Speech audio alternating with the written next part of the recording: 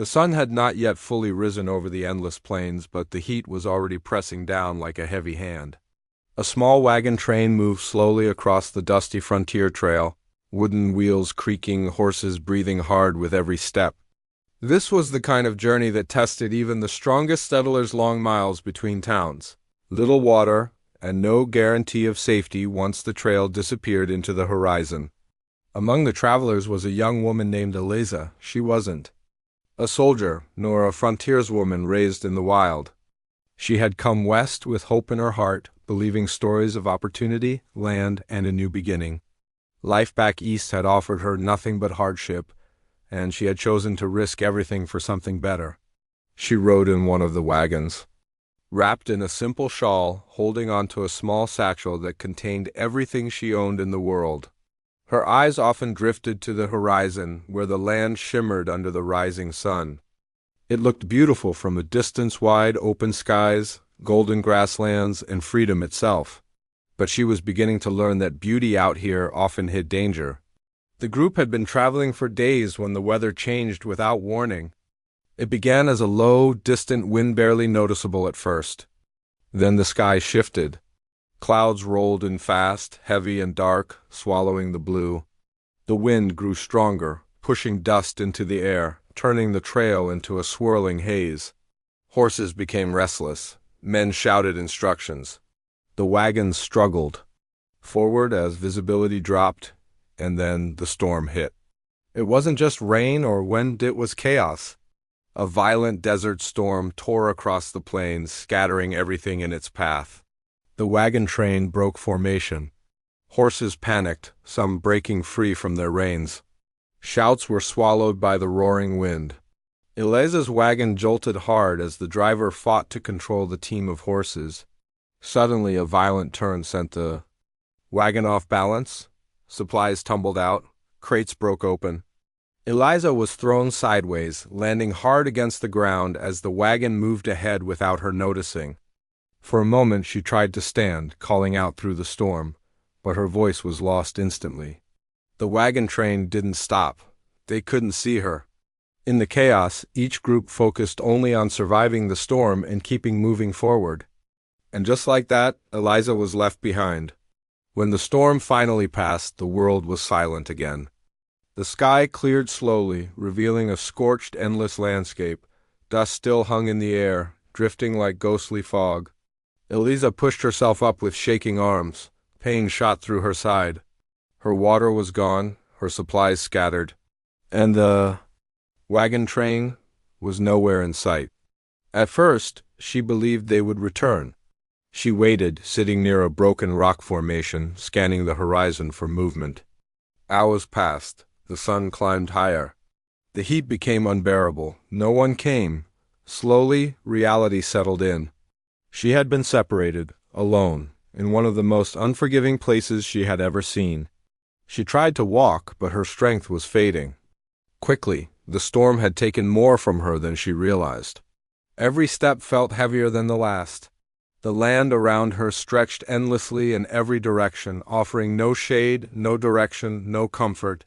By late afternoon, she collapsed beneath a lone stretch of rock that offered the smallest patch of shade. Her lips were dry, her breathing shallow. The sound of the wind became distant, almost like it belonged to another world. Still, she refused to fully give in. Somewhere deep inside, she held on to the belief that someone would come. Someone had to. But as the sky turned orange and the first stars began to appear, the desert made its answer clear. Silence stretched across the land. And Eliza, alone beneath the vast frontier sky, realized she was no longer part of the wagon train. She was missing. And in the distance, far beyond what she could see, the trail continued without her. Night settled over the frontier like a heavy curtain. The desert, which had burned under the afternoon sun, now turned cold and silent. The heat that once pressed down on the land disappeared, replaced by a sharp chill that crept into everything it touched.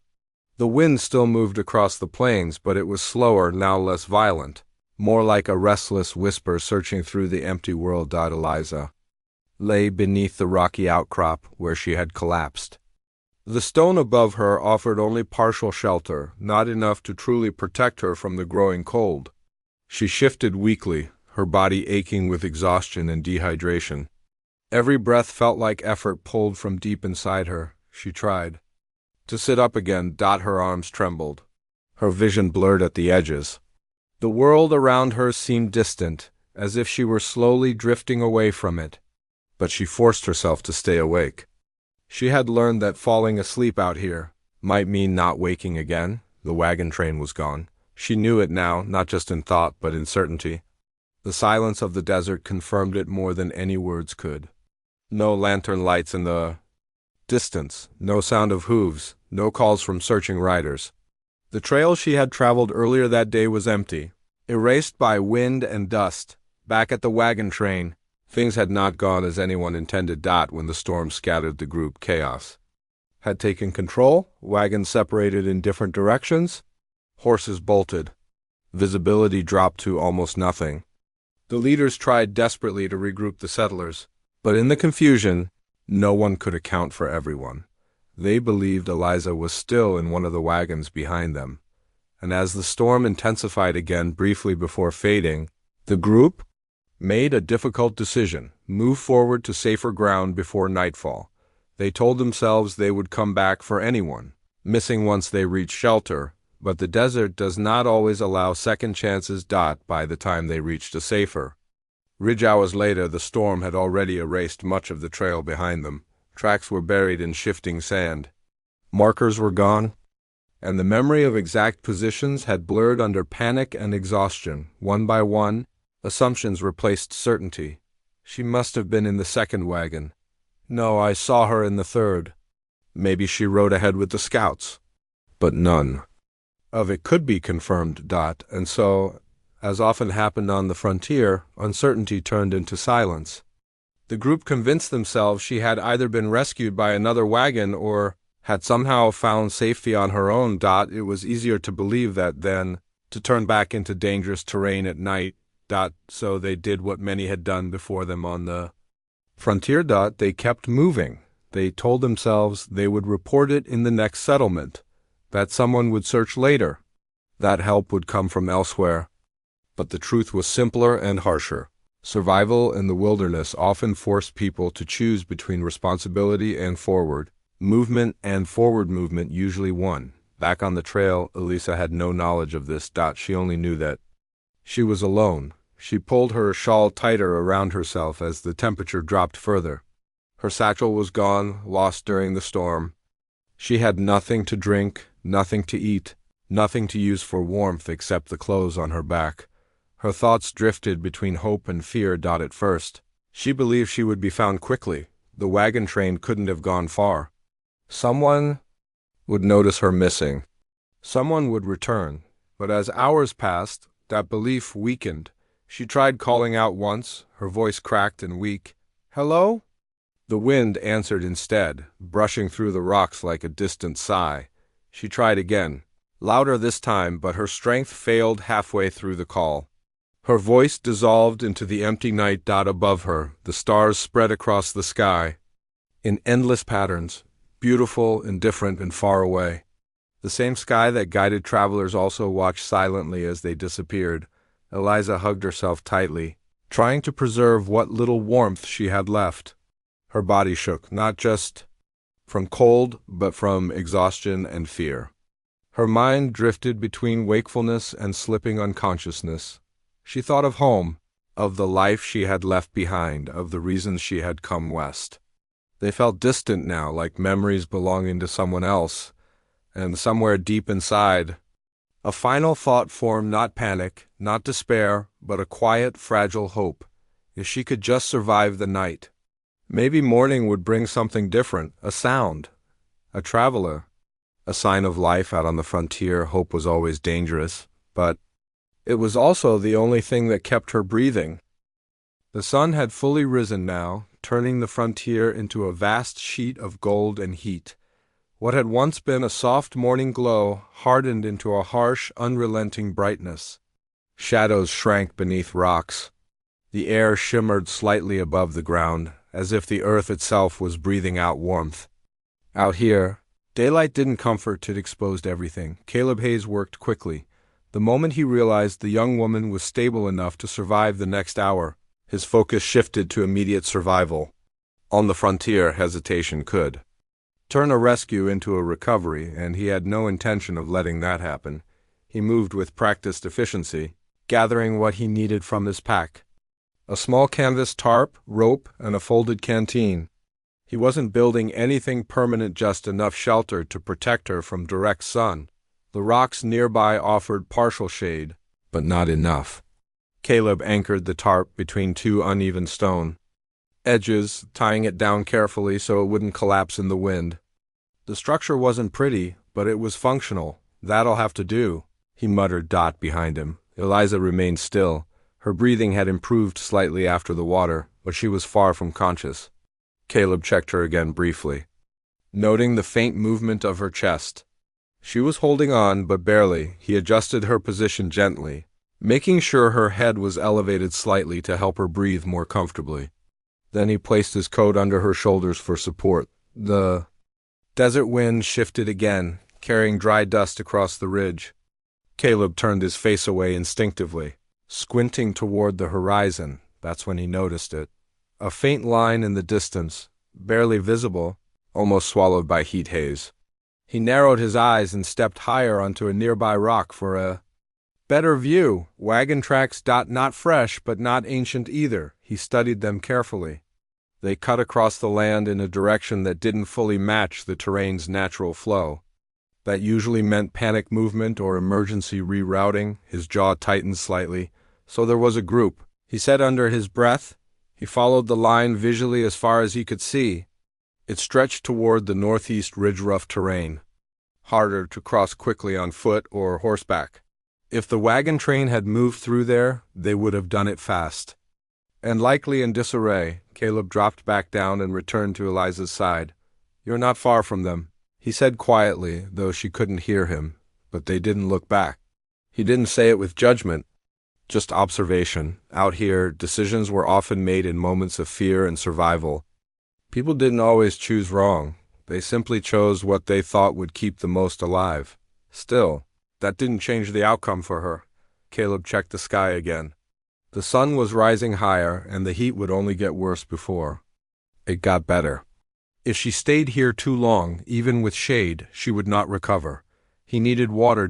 And he needed to find the wagon train, or at least their trail. He stood for a moment, weighing his options. Leave her briefly to search nearby water sources, or stay and risk losing valuable time. The frontier demanded fast decisions, but experience told him something important. If he left her now, even for a short time, she might not be here when he returned. He exhaled slowly. "All right," he said. Finally, as if making the decision aloud made it more real, he untied his canteen, checked its remaining water, and set it within reach of where she lay. Then he adjusted the tarp one more time to make sure it held firm. After that, he knelt beside her. "You're going to hate this later," he said softly, "but I'm not leaving you alone again." Carefully, he lifted her into a more secure position, just enough so he could prepare to carry her if needed, but without causing unnecessary strain. She stirred slightly at the movement, a faint reaction, but didn't wake. Caleb paused for a moment. The desert around them was wide and indifferent. No signs of rescue, no approaching riders. Just heat, wind, and silence. But something about the faint wagon trail he had seen stayed in his mind. They hadn't vanished. They had moved on. And now he had two choices forming in his mind. Follow the trail to catch them, or secure her survival first and let the trail wait. He looked down at Eliza again, dust on her face, sunlight flickering through the edges of the tarp. A stranger who had already been left once by chance, not choice. Caleb tightened his grip on his resolve. "I'll find them," he said quietly, almost like a promise to himself. "But not at your expense." He stood up, stepping out of the shade into the bright desert light. The lone cowboy had made his decision, and from that moment on, the journey was no longer just about tracks in the sand. It was about bringing someone back from a place the frontier almost never gave second chances. By late afternoon, the desert had shifted again. The brutal midday heat began to soften, but only slightly. The sun now hung lower, casting longer shadows across the ridge where Caleb and Eliza had taken shelter. The air was still hot, but no longer suffocating in the same way. That change alone signaled an important truth on the frontier. The day was moving forward. Whether they were ready or not, Eliza had regained enough strength to sit up without collapsing immediately. Her movements were still slow and uncertain, but there was awareness in her eyes now. The fog of exhaustion was thinning. Caleb watched her carefully as she leaned against the rock wall. "You're doing better," he said. She nodded faintly. As if even that small motion took effort, the wagon train was no longer the immediate concern. Caleb had made a decision earlier. He would not abandon her for a chase that could end in uncertainty. Instead, survival came first. But now, as her condition improved, the question returned in a different form. How far away was safety? And how difficult would it be to reach it? Caleb unfolded a rough, worn map from his pack. It wasn't perfectly accurate, but it was enough to give direction. Settlements, water points, old trails lines drawn through a land that constantly changed. He studied it in silence. Eliza watched him, her voice still weak. "Where are we going?" Caleb didn't answer immediately. Not because he didn't know, but because he was weighing options. "There's a settlement east of here," he finally said. "Small, not far if the terrain stays clear." How far?" she asked quietly. "A full day." "Maybe more," he replied honestly. She swallowed, the reality settling in. Even resting here had been a struggle. The idea of traveling through open land still felt overwhelming. Caleb folded the map again. "But we won't go straight through open ground," he added. "We'll follow the ridge line. More cover. Less exposure."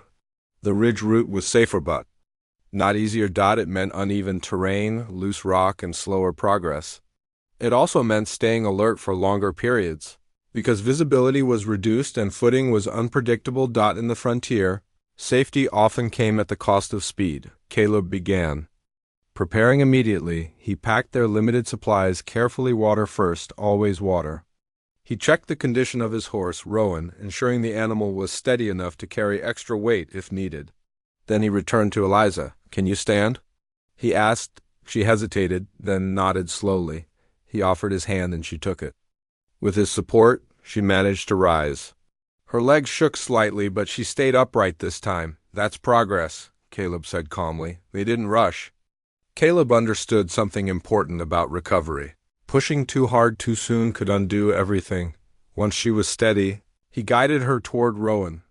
The horse shifted slightly but remained calm as Caleb helped Eliza position herself. She sat sideways at first, gripping the saddle carefully while Caleb adjusted her balance.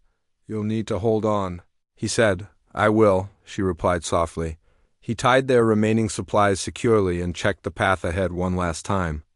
The sun was now dipping lower, painting the sky with deep orange and pale gold. It was the best time to travel, but also the most deceptive. Shadows stretched across the land, hiding dips in the terrain and uneven ground that could easily cause injury if they weren't careful. Caleb mounted behind her briefly to adjust her position properly, ensuring she wouldn't fall during movement. Then he dismounted again and took the lead on foot. "You're walking?" she asked, surprised. "I'll guide," he said. "You'll ride." "Easier to control the pace this way?" He took the reins and began moving forward. The first part of the journey was slow. Every step had to be measured. Loose stones shifted underfoot. Dry brush cracked beneath Rowan's hooves. The ridge path narrowed in places, forcing them to move carefully along its edge. Eliza stayed quiet, focusing on staying steady. At one point, she looked out over the vast desert stretching behind them. "That's where I was left," she said quietly. Caleb glanced back briefly. "And that's where we're not going back to." They continued. As the sun lowered further, the temperature dropped slightly, but the wind began to pick up. Caleb adjusted his coat and checked Eliza's grip again. "You holding up?" he asked. "Yes," she said, though her voice was thin. Ahead the terrain shifted again, less rock, more open slope. Caleb paused at the edge, scanning the land below. Tracks were visible in the distance. Faint wagon lines. They were closer than expected. But so was danger, because open trails meant exposure. Caleb made a decision quickly. "We stay along the ridge," he said. "No shortcuts." Eliza didn't question him.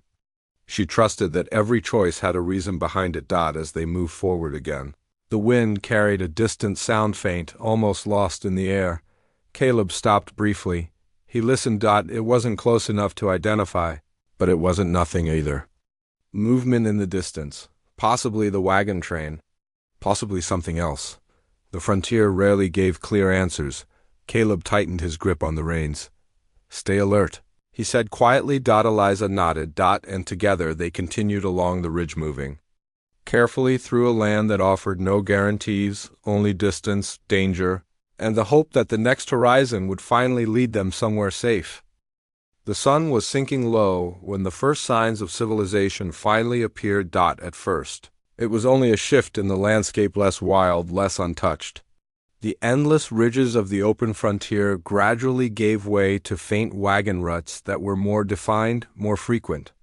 Then came the broken markers along the trail, old wooden posts, weathered signs, and occasional fence lines that hinted at human presence beyond the horizon. Eliza noticed it before Caleb said anything. "Towns?" she asked quietly. "Almost," Caleb replied. They had been traveling since midday, carefully following the ridge route and then slowly descending toward more stable ground. The journey had been slow, cautious, and draining, but it had worked. The terrain was no longer purely wilderness. It was becoming a corridor between isolation and settlement. Eliza remained on Rowan, though she was more alert now. Her strength had returned in small waves, enough to stay upright, enough to observe the world around her again. Caleb walked beside the horse, reins in hand, guiding them along the final stretch of uneven ground. As they moved forward, the air changed. The silence of the deep desert was replaced by distant, subtle signs of life far off: barking dogs, faint smoke trails rising in the distance, and the occasional echo of what might have been a wagon wheel or hammer strike carried on the wind. Then, finally, they saw it. A settlement. It wasn't large, just a frontier town built along a dusty crossroads. Wooden buildings lined a main street that looked worn but functional. A small general store, a stable, a blacksmith shop, and a handful of homes stretched outward in uneven rows. Lanterns were beginning to glow as dusk approached, giving the town a warm but modest light against the growing evening. For Eliza, it felt unreal. She stared at it quietly, as if unsure whether it was real or another mirage born from exhaustion. "We made it," Caleb said simply. They entered the town slowly. The first people to notice them were near the stable. A man paused mid-task, watching as Caleb led the horse forward with Eliza seated carefully. Conversation slowed. Heads turned. On the frontier, arrivals were common, but arrivals like this carried attention. A tired cowboy, a dust-covered young woman, a journey that clearly hadn't gone as planned. Caleb guided Rowan toward the stable and helped Eliza down carefully. She swayed slightly but remained standing this time. "Easy," he said. "I'm okay," she replied, though her voice was still weak. A stable hand approached cautiously. "You folks all right?" Caleb nodded once. "She needs water and rest. That's all for now." The man didn't ask questions. Out here, people learned quickly when not to. They were given a small room above the general store, a simple space, with a bed, a chair, and a window overlooking the street. Nothing fancy, but clean. Eliza sat on the edge of the bed as Caleb brought in water and basic supplies. She looked around slowly, taking in the walls, the quiet, the fact that she was finally inside something solid again. "I didn't think we'd get here," she said softly. Caleb placed the canteen on the table. "Most people out there don't." She looked at him for a moment. "Why did you stop?"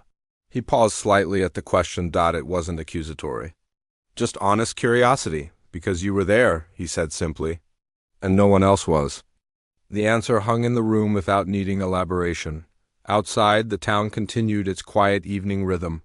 Horses settling in stables, doors closing, lanterns flickering to life. Life continuing in a way that felt distant from everything they had just survived. Eliza leaned back slightly, exhaustion finally catching up to her in a safer place. Do you always help strangers like that? She asked after a moment. Caleb shook his head.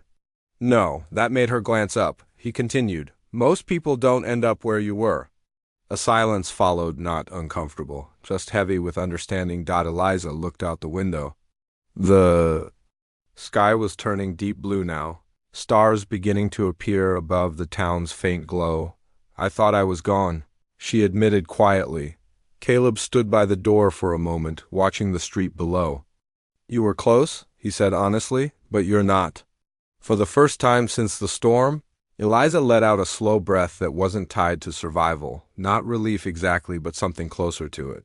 Downstairs, life in the town continued unchanged. Unaware of how close the desert had come to taking someone permanently, and above it all, in a small room lit by a single lamp, two strangers who had crossed paths in the harshest part of the frontier finally reached something they hadn't had. Since the beginning call on stillness. Not safety forever, but safety for now. Morning in the frontier town arrived softly. Unlike the desert, where daylight felt like an attack, here the sunrise came with gentler edges. Light slipped between wooden buildings, warmed the dusty street, and stirred the town awake one quiet corner at a time. Horses shifted in their stalls, doors creaked open. A kettle somewhere began to whistle. Inside the small room above the general store, Eliza slowly opened her eyes. For a moment she didn't move. The silence felt unfamiliar, not the dangerous silence of the wilderness, but something calmer, safer, controlled. She turned her head slightly and saw the wooden walls, the simple bed, the faint light through. The window, reality settled in again. She was alive. And she was no longer in the desert. A soft knock came at the door. Caleb stepped in a moment later, carrying a small tin cup and a piece of bread wrapped in cloth. You're awake early, he said. I didn't really sleep, she replied honestly. He nodded like he understood that without needing explanation. He placed the food on the table near her. You should eat something. Eliza sat up slowly. Her strength was better than yesterday, but still not fully returned. She took the bread carefully, breaking off a small piece before speaking again. You could have kept going, she said quietly, after you found me. Caleb leaned lightly. Against the wall, arms relaxed. I thought about it, he admitted. And it didn't feel right, he said simply. Eliza looked down at the bread in her hands, absorbing that answer without interruption. Out here, decisions were rarely dramatic. They were quiet, practical, and final. Outside the window, the town was fully awake now. A wagon rolled past below. A shopkeeper swept dust off the steps of his store. Life continued in ordinary rhythms that felt almost foreign after what she had experienced. After a moment, Eliza spoke again. I don't have anything left, she said. No wagon, no supplies. No way forward. Caleb didn't respond immediately. He looked out the window for a moment, watching the town move. You've got time, he said. That's not the same as direction, she replied.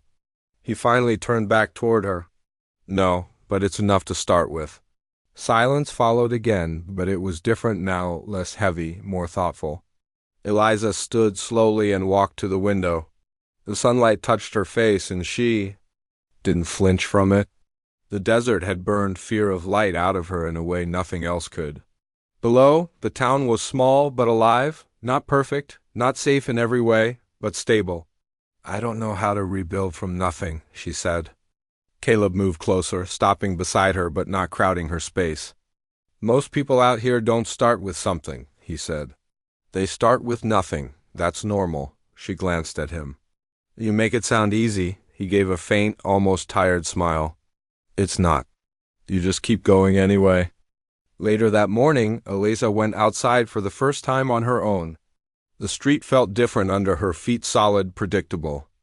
No shifting sand, no endless horizon swallowing direction. Just a town with boundaries. Some of the townsfolk noticed her but didn't question her. That was another rule of frontier life. Everyone arrived somewhere with a story they didn't always share. Caleb followed a short distance behind, giving her space. At one point, she stopped near the edge of the street and looked out toward the open land beyond the town. The desert was still there, endless, silent, waiting, but it didn't feel the same anymore.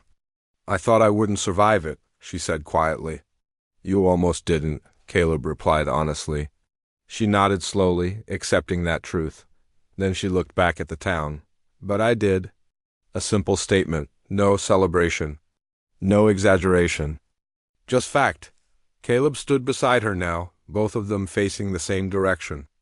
What happens next? She asked. He shrugged slightly. That's up to you. I don't have anywhere to go.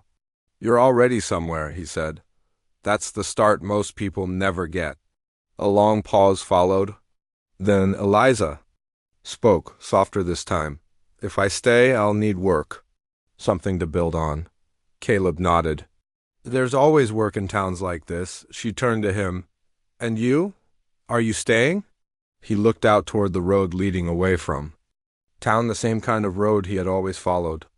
For a moment, it seemed like he might give the usual answer, moving on, drifting, continuing forward. But he didn't. I might stay a while, he said instead. Eliza studied him for a moment, as if trying to understand whether that was temporary or something more. He met her gaze evenly, not promises, not declarations, just presence. The wind moved gently through the street, lifting dust in small spirals before settling again. For the first time since the storm, Eliza didn't feel like she was being carried. By circumstances, she felt like she was standing still. Not because the world had stopped, but because she finally had ground beneath her feet again. And as the frontier town continued its quiet morning rhythm, two lives that had crossed by chance didn't separate immediately this time. They simply remained for the first time, not running, not lost, but present.